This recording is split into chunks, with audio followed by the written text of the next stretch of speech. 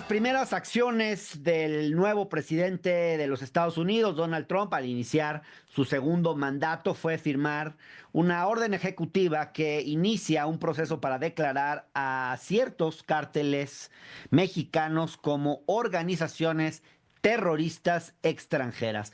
Con esto Estados Unidos pretende asegurar la eliminación total de la presencia de estas organizaciones en su territorio. El secretario de Estado, Marco Rubio, será quien encabece el proceso para generar las recomendaciones para definir qué cárteles recibirían esa caracterización. Desde luego, una decisión así pues prende las alarmas en México por las posibles repercusiones que esto podría tener. Especialistas han advertido que esta orden ejecutiva le da al gobierno estadounidense mayores facultades que podrían llegar a ataques a través de drones o incluso incursiones militares en suelo mexicano. Por lo pronto, al ser cuestionado sobre esto, Trump afirmó que es una posibilidad que es una posibilidad efectivamente que esto ocurra. Y bueno, también coloca a México bajo el asedio de las agencias de inteligencia de los Estados Unidos. Sobre el tema conversamos hoy en el octágono con Carlos Pérez Ricard, profesor investigador del CIDE, y con Alberto Capella, exsecretario de Seguridad Pública de Quintana Roo y fundador de AC Consultores. Gracias a ambos por estar aquí y empecemos por lo primero, si les parece. Uno pensaría que los cárteles son diferentes a las organizaciones terroristas, ¿no? Tienen un motivo económico más que un motivo político o ideológico. ¿Tiene sentido enmarcar estas organizaciones como terroristas? ¿Y de qué le sirve a Trump conceptualizarlas de esta manera? Alberto. Un gusto estar aquí, querido amigo. Yo considero que desde hace ya algún tiempo en México, dado estos hechos criminales tan lamentables que hemos atestiguado a lo largo y ancho de la República Mexicana, existía ya a nivel local, a nivel nacional, un debate de si estas acciones estaban consideradas o enmarcadas en un marco de terrorismo.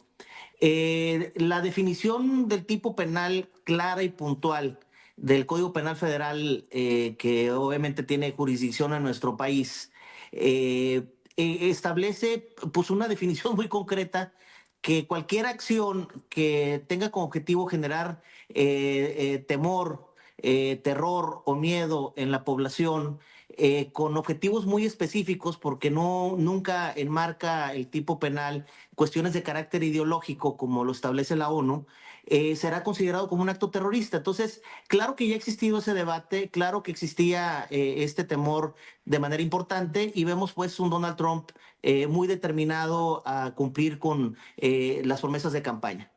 Carlos. Esta nueva directriz expande facultades, capacidades y herramientas al sistema de inteligencia de Estados Unidos para así combatir a estos grupos criminales. Sí, pero dicho eso, sí hay una diferencia brutal entre Al Qaeda, por poner un ejemplo, o un grupo terrorista que empieza y acaba en el grupo, y lo que llamamos cárteles en México, que no son como tal cárteles, organizaciones que uno pueda definir, sino que están fuertemente arraigadas en la sociedad. Y por tanto, me parece que ese tipo de estrategias que pueden funcionar para grupos terroristas no pueden funcionar para resolver una situación de mercado, como es el narcotráfico. Una situación de mercado que es imposible de eliminar mientras persista la prohibición y la guerra contra las drogas, Hernán. Bien, ahora, ¿qué clase de acciones podemos esperar de parte de Estados Unidos al declarar a los cárteles como organizaciones terroristas y en qué momento? Porque pues quizás algunos ya estén pensando que en un mes vamos a tener intervenciones, incursiones militares en nuestro territorio pues quizás tampoco va a ser tan así, ¿no, Alberto? Muy concreto, el primero, el que considero yo el más importante es la situación de la imposición de sanciones de carácter económico contra cualquier sociedad, sujeto, grupo de personas que directa o indirectamente apoyen a estas organizaciones. Si en determinado momento estos grupos, por alguna razón, en el tema del lavado de dinero, crean una empresa privada y el notario o el fedatario público participa en la creación de la misma, el notario y el fedatario pueden estar involucrados en una situación de esta naturaleza. Dos, un tema de restricción de viaje para los ciudadanos norteamericanos, cosa que ya es muy común en nuestro país. Esas restricciones de viaje no han generado nunca en la historia contemporánea de nuestro país una inhibición de los ciudadanos norteamericanos para viajar, o sea, no la toman en cuenta realmente, según la experiencia que tengo yo en Quintana Roo y que estábamos muy al pendiente de estas decisiones que se tomaban trimestralmente por parte del gobierno de Estados Unidos. Y por último, lo que comentabas, el imponer acciones de carácter del uso de la fuerza, particularmente de orden militar, en nuestro país, lo cual yo lo veo todavía sumamente remoto. El guiño del día de ayer de forma importante, creo que es un acto positivo de aceptar la intervención de autoridades norteamericanas, de las Fuerzas Armadas, para capacitar a las Fuerzas Armadas mexicanas, en este caso a la Marina, elementos de la Marina. Creo que es un guiño muy importante de restablecer este nivel de comunicación con el gobierno de Estados Unidos. Carlos, ¿ves igualmente remota la posibilidad de incursiones militares? Creo que es posible, no es probable a día de hoy.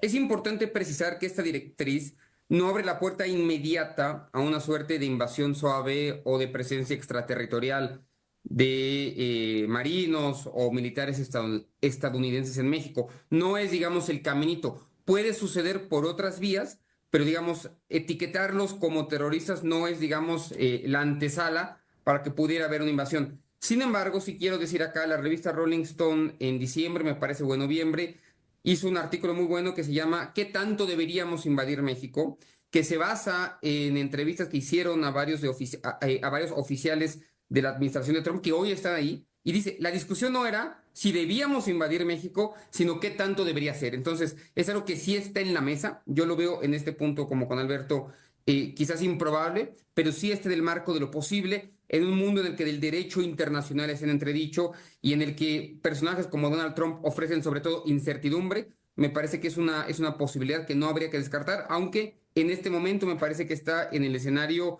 de lo quizás improbable. Ahora, pero se suele pensar que Trump pues toma decisiones por ocurrencias o por motivos sensacionalistas y propagandistas, pero bueno, también es cierto que su estilo de negociar es agresivo. Esto de declarar a los cárteles como organizaciones terroristas, ¿es más una ocurrencia propagandística de Trump o realmente tiene un objetivo y hay una agenda concreta detrás de esto? Creo que eso es importante tratar de esclarecerlo. Si quieres, invitamos el orden ahora. Carlos, empieza tú, por A favor. ver, no es una ocurrencia, pero sí tiene una motivación estrictamente política, que son dos cosas distintas. Una ocurrencia es que se le ocurrió ayer y ya. Es algo que está en la agenda del Partido Republicano desde al menos 6 años.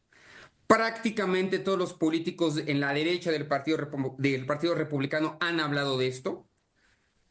Todos, digamos, los nombramientos importantes que tienen que ver con México son personas que ya han hablado de esto. Entonces no es una ocurrencia, pero definitivamente sí tiene un correlato político, porque además del técnico que ya explicó Alberto, sí tiene sobre todo en su principal objetivo, pues que esto es bastante popular entre las bases de Donald Trump. Entonces sí tiene más, digamos, un objetivo propagandístico que algo puntual que vaya a ayudar a las agencias, que además ya tienen unas herramientas y facultades tremendas para tocar a los grupos dedicados al crimen organizado hoy en México, sin necesidad de tener esta etiqueta de organizaciones terroristas. ¿Cómo lo ves, Alberto? Yo creo, Hernán, que es un poquito de todo lo que tú acabas de comentar. En primer lugar, esto se sustenta en un error que el Estado mexicano ha cometido por muchos sexenios, de no tener una política firme, determinante y clara para evitar la violencia. Olvídate el tema del narcotráfico, porque yo coincido con mi querido Carlos en el tema que es un problema de mercado, no es un problema de existencia de carteles. Los carteles son una consecuencia de... esto no va a inhibir el consumo de drogas a nivel local. Si tú el día de mañana cierras las fronteras entre México y Estados Unidos y Canadá y Estados Unidos, van a encontrar quien genere, provoque o provea las drogas en el ámbito local de Estados Unidos. Eso no va a inhibir el consumo. Ese es el grave conflicto. Pero como estas imágenes mexicanas han dado la vuelta al mundo de este desorden, de estos abrazos y no balazos tan lamentable que de alguna manera provocaron un incremento sustancial en el poderío de los grupos criminales en México, bueno, pues evidentemente le dio un área de oportunidad mediática a Donald Trump de encontrar un enemigo perfecto en el que pudiera obviamente legitimar su posicionamiento político como líder de esta nación. Ahora, uno de los propósitos de la orden ejecutiva es facilitar el bloqueo de propiedades, prohibición de transacciones con personas que cometan o que amenacen con cometer o apoyen el terrorismo, ¿no? Actos terroristas o que apoyen el terrorismo. Ricardo Anaya propuso recientemente un tratado en materia de seguridad para ser más efectivos en el combate a la operación y finanzas del crimen organizado, ¿no? Un tratado con nuestros vecinos.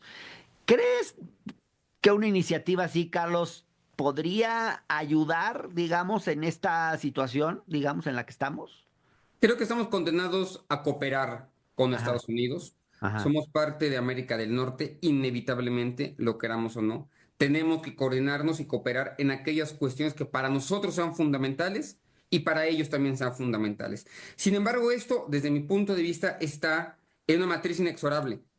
Los intereses de México son distintos a los intereses de Estados Unidos. El interés mexicano reside en reducir la violencia en su máxima expresión, el homicidio. El interés estadounidense está en evitar que la droga llegue a su frontera sur. A veces, estos dos objetivos están en las antípodas el uno del otro.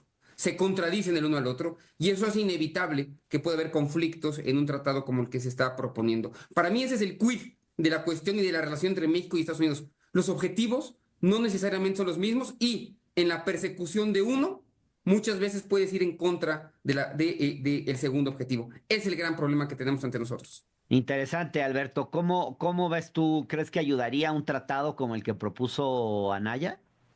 Eh, Considero que todo lo que pueda ayudar a darle seguimiento al beneficio sustancial del tema del narcotráfico, que es de carácter económico, ayuda. Y obviamente nos recuerda que hay tareas pendientes por hacer, pero el Departamento del Tesoro de forma periódica está anunciando en sus investigaciones qué grupos empresariales, individuos están relacionados con el cartel de Jalisco, el cartel de Sinaloa, y lo publica, lo puedes ver ahorita en la red del Departamento del Tesoro, cuál fue el último informe que desarrollaron. La Ley de Poderes Económicos de Emergencia Internacional de Estados Unidos obviamente puede tomar medidas adicionales que desarticulen estas redes financieras que son sumamente poderosas.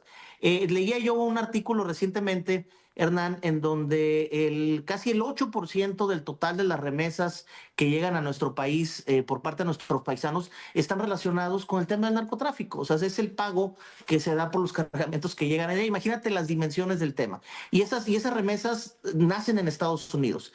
Creo que sí debe haber un nivel de corresponsabilidad entre los dos países. Bien, por último, se nos termina el tiempo, pero les pido una breve reflexión en este sentido. ¿Qué tanto margen de maniobra tiene México frente a esto y cuál debiera ser el tipo de respuestas que dé el gobierno mexicano, Carlos? México tiene que poner orden en la frontera. Hoy la frontera es un desastre, la frontera sur y la frontera norte. México sí tiene que asumir su parte de responsabilidad en lo que concierne a las dos fronteras. Tiene que tener ahí estabilidad, tiene que tener ahí cierta paz, detener en lo que se pueda el paso de migrantes o por no regularizar eso para tener la fiesta en paz con Estados Unidos. Me parece que eso vamos a tener que hacerlo. Tiene que administrar pequeñas victorias, decomisos por acá, arrestos por acá. Tiene que ofrecer esos trofeos a Estados Unidos, pero por ningún motivo me parece que deba aceptar que se dicte la agenda de seguridad desde Washington, porque, Ajá. insisto, muchas veces son intereses contrapuestos los que tiene Washington que los que tenemos en Palacio Nacional. Gracias, Carlos. Alberto. Sí, México tiene capacidades institucionales para hacerle frente al reto que tenemos. Lamentablemente, sí se tiene que unir esta visión política, lamentablemente polarizada como nunca en los últimos años en nuestro país, particularmente en el sexenio anterior. Entonces, sí hay muchas posibilidades institucionales para hacerle frente. Hay una imagen muy importante de Omar García Harfuch en el extranjero. Los norteamericanos le tienen confianza. Ese creo que es un valor sumamente determinante, pero tenemos que tener mucho cuidado de no equivocarnos, Hernán. Si el gobierno mexicano se polariza y saca esa bandera del nacionalismo, etcétera, etcétera, creo que va a ser un error muy determinante que puede tener no costos en esencia en el tema de seguridad, sino en temas de carácter económico. El gran riesgo de nuestro país es de carácter económico si nos equivocamos en la forma de atender esta circunstancia con este liderazgo reloaded de Donald Trump, que viene prácticamente con mucha determinación para cumplir con sus amenazas y las promesas de campaña y alimentar obviamente a su público que lo ha apoyado, que son radicales de alguna manera muchos de ellos. Alberto Capella, Carlos Pérez Ricard, muchas gracias por estar en el octágono. Un Gracias, abrazo un fuerte, abrazo. Alberto. Qué padre escucharte. Gracias, igual. Saludos.